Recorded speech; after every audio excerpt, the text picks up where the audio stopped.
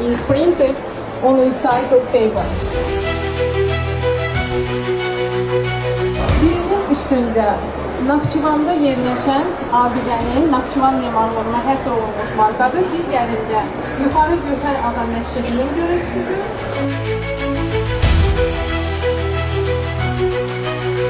Biz Azərpoçt olaraq ilk növbədə çalışdıq ki, cavan nəsil arasında poçt markalarına həvəs oyadaq, onlara daha çox məlumat verir.